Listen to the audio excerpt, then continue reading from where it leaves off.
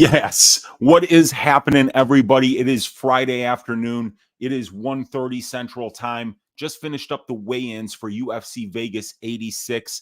A couple of misses there. We had Ihor Potirier miss weight by about a pound and a half. Totally understandable because he took this fight on 1 week's notice, down a weight class from where he normally fights, but missed by 1.5 pounds. We had Daniel Marcos missed by about a quarter pound, go back to the sauna, come back and make weight. And then we saw Darius Flowers miss by a quarter pound. First time that he's cut down to 155 pounds in his career. So, I mean, I was actually predicting a bigger weight miss than that, but he got right down to the limit. So it's going to be interesting to see how Darius Flowers performs. But first cut down to 155, fighting a veteran like Michael Johnson. I think that fight is going to finish inside the distance, but we got what we needed here. We've got all the necessary information. I've already broken down all the fights on my channel earlier in the week and on Pub Sports Radio with my guy Brady earlier on Stat Diggers. So got a pretty good feel for how I think that these fights are going to turn out. And I've got a nice 4-leg parlay for you guys cooked up here, ready to go. It is going to be on BetRivers Sportsbook that we put this parlay out there this week. So we're going to start with leg number 1. Let's just get right into it. It is going to be the Zach Poga money line at -127. So Guskov is a guy who's very front-loaded. He's finished a lot of regional scene bums. The level of competition that Guskov has faced, if you exclude, obviously, the Volkan Ozdemir fight, is much lower than what Zach Poga has faced. Zach's just the better, more well-rounded mixed martial artist here. We know he's a natural athlete, having played NFL football. We know that this guy has fought against heavyweights and been able to stop the wrestling from heavyweights and land big shots. He even got a knockout in the house against one of those heavyweights that he fought. I think it was Barling. And I just think that this guy's conditioning is obviously going to be way better. He trains at elevation. His conditioning has always looked good in the UFC, and we've seen Guskov just completely die after about 5 minutes. So I think Pauga's got way more ways to win this fight, and he's a smart fighter. So I think what we're going to see him do is wear on Bogdan Guskov early, take this guy down, keep him down, maybe let him get back up and then take him down again, but just kind of drag him into the deep waters where we know that Zach can swim, and we've seen Bogdan completely gas out before. So I like the Zach Poga money line here at -127 is the first leg of this parlay. We're going to put it right there. And now the next leg that we're going to go to is going to be Devin Clark to win in round 3 or by decision at +100. So Devin Clark's a big favorite here, as we can see on the screen right there. He's -230.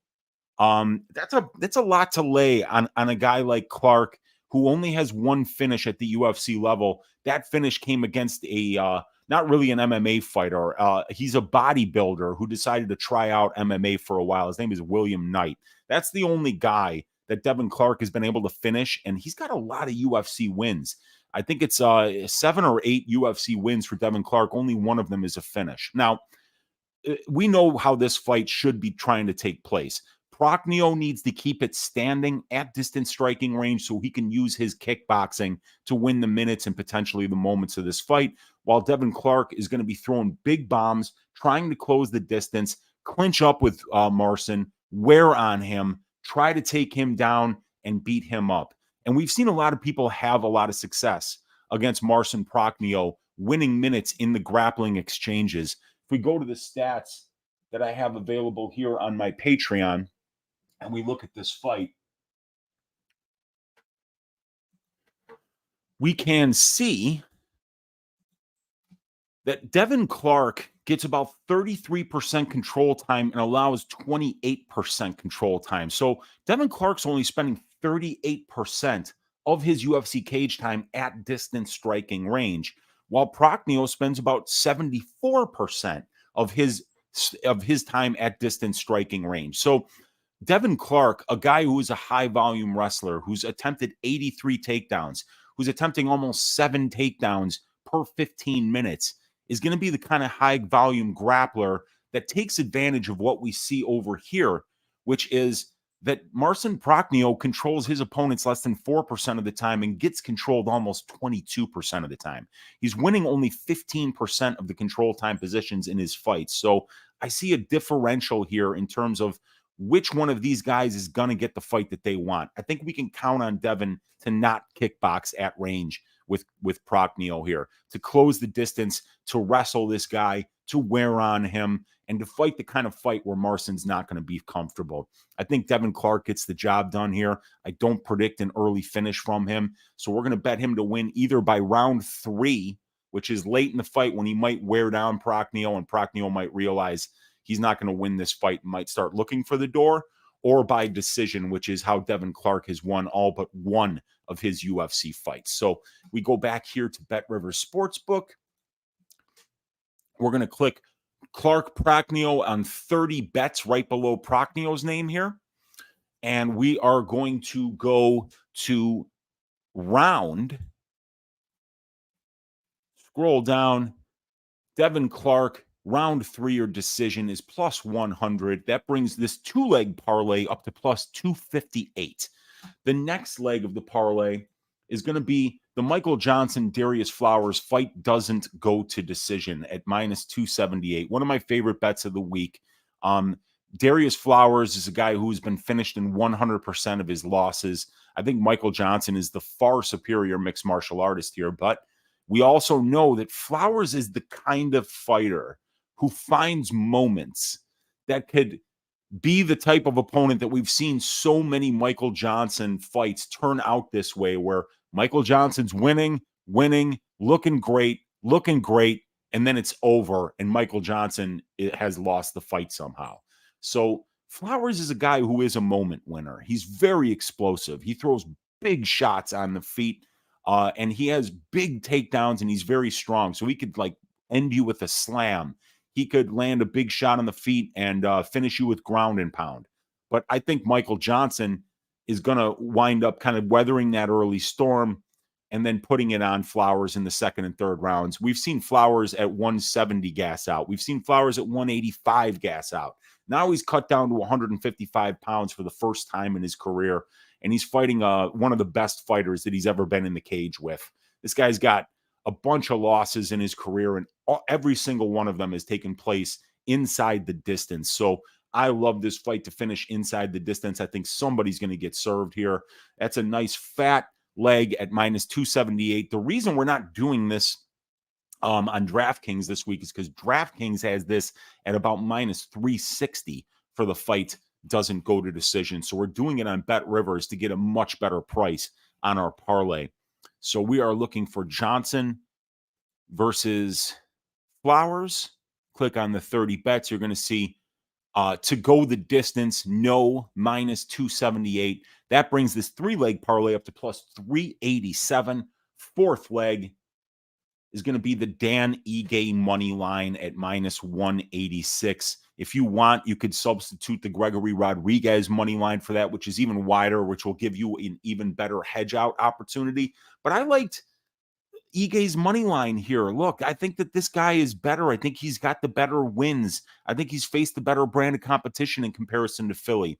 And not only is there a big power differential in favor of Dan Ige here, there's also a very big durability advantage in favor of Dan Ige here. So I like Ige to get the job done to win this fight.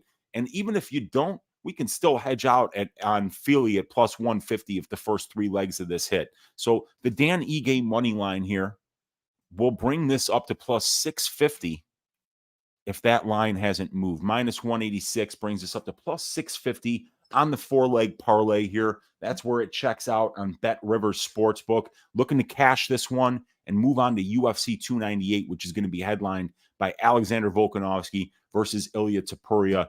Fantastic main event, really good card that I've already started looking into. I'm going to have some fun breaking down those fights with you guys next week. But as of right now, we got a couple orders of business. We got to stack cash tickets like flapjacks for UFC Vegas 86, and we got to cash this greasy 4-leg parlay here at plus 650 on BetRivers Sportsbook. Let's see what you guys have to say in the chat here. We got my guy Olajuwon Dream in the room saying, hey-oh. He's saying, I know it's next week, but man, I hope people keep betting Topuria. I want to hammer Volk at plus money. Yeah, man, I think people are, I think they're overreacting a little bit to the Ilia Topuria win over a 39-year-old Josh Emmett. But Topuria is a phenomenal fighter. He's young. He's got a ton of power on the feet. He's got a phenomenal grappling game. And he's still at the age where he could be making improvements and getting better. So he's a scary dude. This is going to be interesting to see how Volk handles a challenge like Ilia Topuria. But Volk, people were just talking 2 fights ago about how this guy might be the best fighter of all time, moving up to fight basically a 170er in Islam Makhachev and almost beating him. And then he takes a very short notice fight against Makhachev after having elbow surgery and not training for months because of the elbow surgery. And people think he's done because he had a one bad performance when he was called last minute to take a fight that he shouldn't have taken in the first place. So I think that there's some recency bias that is giving you a phenomenal price on Alexander Volkanovski, but who knows how that fight's going to play out next week because Topuria is just so good. I can't wait for that one. We got Sigma saying, I'm worried about Volk. He's my favorite fighter. If you guys follow me on Twitter, I posted something that somebody posted. It's this video of Volk making fun of people saying that he's too old. And I mean, it was absolutely hilarious. It's this Oscar Willis tweet here. I retweeted it and I said, I haven't laughed this hard in a minute. And it's Alexander Volkanovski, like acting like he's super old, talking about, oh, I'm still young. I'm still ready to fight. And it's just an absolutely brilliant, hilarious video. So check this out if you can. You can check it out. I retweeted it, but it's an Oscar Willis tweet. The Mac Life guy, he's got a ton of followers, and this guy tweeted this out, and it is just absolutely hilarious. So you guys should check that one out. We got Jenna Marie is in the room. Long time no see, Jenna. Good to see you in here saying, oi, Weezy. What's up, Jenna? We got Presidente Pedro in the room saying RoboCop looked good on the scale. Yes, he did. He was third to the scale after the 2 main event fighters, and he looked phenomenal. He is Uncle Weezy's ass shaving of the week, and I do have an alternate 4-leg parlay here that I want to bring up to you guys. It's plus 670 here, and it is the Zach Poga money line, Clark to win in round 3 or by decision, fight to start round 2 for Michael Johnson versus Darius Flowers, and the Gregory Rodriguez money line at minus 250. It's still got the 2 shortest legs of the parlay, the 2 least legs likely to hit according to the odds attached to it. But instead of fight doesn't go to decision, it has fight starts round 2 for Johnson versus Flowers, because the numbers on that are pretty much too good to be true. In a massive sample size of fights for fight starts round 2 over here, we got a 66.67% implied probability, 74.75% of lightweight fights see the second round. All 19 of Michael Johnson's 3-round fights from 2013 on saw the second round, and Flowers only one in the UFC did as well. 20 of 20, 100% of 20 fights between Johnson and Flowers have went to the second round. So to get it at that price, it's a massive trifecta bet. The data loves it, but I think the stylistic components of this matchup also ensure that this fight is not going to see the scorecards, because Flowers has no durability, very, very little heart, and he's been finished in all of his losses, and his conditioning is terrible. So, I mean, unless he's completely changed all that since the Matthews fight, which was just a few months ago, I think that Michael Johnson's going to really put it on him in rounds 2 and 3 to finish this at some point. But that's the alternative parlay there, that where you can get RoboCop in there and get a very similar price to what we were, plus 670, even a little bit better than what we got on the official one, because I love that fight doesn't go to decision for the Johnson Flowers fight more than I like the fight starts round 2. just because I think Johnson could absolutely flatline Flowers in the first and vice versa. We got Olajuwon Dream saying, "Oh, he's saying cooking like Walter White." I don't know if I'm cooking like Walter White, but I'm cooking over here, baby. We're cooking up, some juicy parlays here that'll make your mouth water, ladies and gentlemen. We got Remdog in the room saying, "Oi." We got Jester saying, "Appreciate you, Unc. Appreciate you too, my man. Always good to see you in here." We got EQ in here saying, "Oi. Yes, let's get it." We got Remdog saying, "Man, Unc, you weren't kidding. This thing is looking greasy and we're only on the second leg." Yes, sir. That's how we got to get it fattened up, man. Look, Guskov, I just am not a believer in this guy at all. When you have no signature wins on your career and you've got a ton of fights and you're fighting quitters that are done with their conditioning after 3 minutes, I'm not impressed by those wins. So I do like Zach Poga quite a bit this week. I don't mind that. I don't think Zach Pauga's ever even attempted a submission in the UFC, Abdi. So I think that's a good way to get that thing even more fat because has Guskov ever lost by submission? Let's see. Here we go. Guskov has lost by submission once. He's lost by knockout once. But Zach Pauga's never submitted anybody, and he's never even attempted a submission in the UFC. So that's not a bad way to look at it. It's a better number. We got EQ with the flapjacks. And Olajuwon Dream saying, "Wish I could get that on Bet365." Oh, is there some? Oh, yeah. Sometimes some of those books don't offer those strange parlays. Yeah, for real. Tapuria is definitely dangerous, but Volk is still that guy. Yes. Robert saying, "I'll tail this blindly. Busy at work all week. No time to study tape." Let's get it, Robert. Let's go, man. Pickle Kush saying, "Let's get it." We got Olajuwon saying that Volk video was amazing. Yeah, dude, it was so funny. So hilarious. Volk's a natural, man. That was great. We got Volk versus Bev UFC 300. That would be hilarious. The neighbor in that video, that's what Olajuwon is talking about, is just so goddamn funny. We got real fight picks in the room saying, "Hello, Unc. Oi, just here in the wing. Appreciate you, man." We got Moise in the room saying, "Unc, what's up, Moise? Good to see you in here." Imagine if Tony Romo was Brazilian. Yeah, no. We got Mr. Drail saying, "What up, Unc? Never get to watch you live. I appreciate you hanging out in here, man. Yeah, I'm usually on later at night, so I know a lot of people can't watch me live just because of the time, but I appreciate that you got to get in here, Mr. Drail. Good to see you in here." We got Abdi saying, "Yeah, it comes to plus 884 with that little tweak." Yeah, so if you want to follow Abdi's version of it, it would be Pauga to win by KO or decision. That would bump it up to plus 884 and plus instead of plus 650. So that's a pretty good bump on it. We got Justin Bryan saying, "Oi, great to catch a live show. Good to have you here, Justin."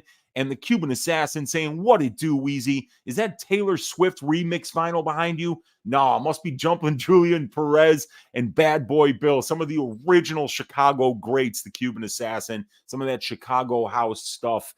Yeah, it's a lot of house music back here. There's definitely some hip hop back here. And there is some down tempo, acid jazzy stuff. And then we've definitely got, a pretty good cache of some, alternative rock and psychedelic rock and indie here. So definitely got a pretty good mix of a little bit of everything here, man. So no Taylor Swift remixes, but man, you know how we do it here in Chicago. We like our house music. It is where house music was born. Yeah, man, I'm definitely into house music. You can even find a couple of mixes right here on this channel of me when COVID hit and like all the lockdown happened and all that shit. I started DJing again, but now my board is not working. It's only one of the speakers is working for some reason. I've got some mixing board difficulties, so I haven't been able to DJ recently. But yeah, you can definitely find some mixes of me DJing some old school house tracks right here on this channel from a few years ago. Robert Saladino saying Jonathan Peters equals Sound Factory NYC. Yeah, that's another. New York will also say that that's where house music was born.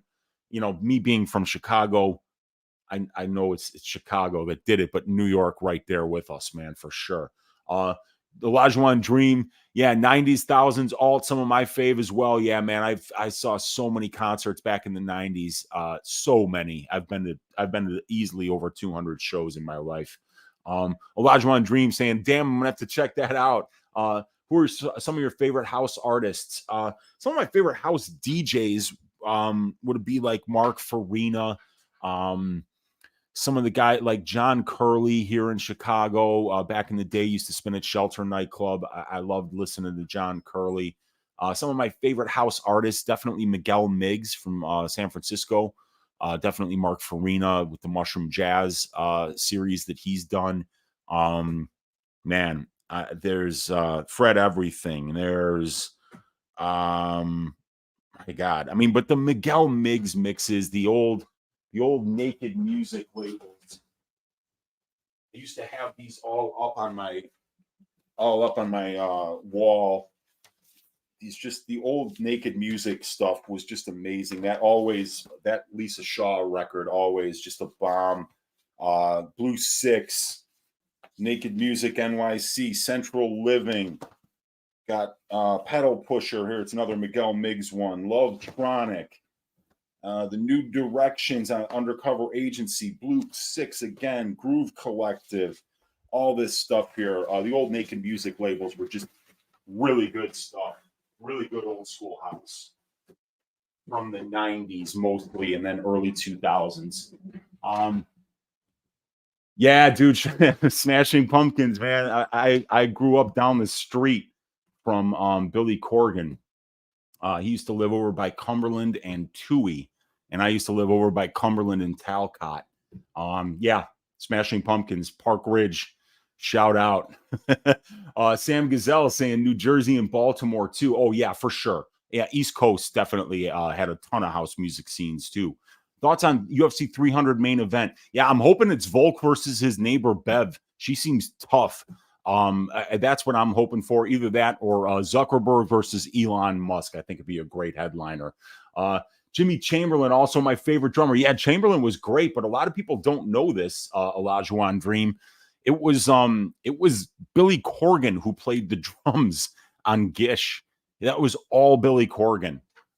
They just brought on James Iha and Darcy to like be part of the live band, and he was working with Jimmy Chamberlain at the time.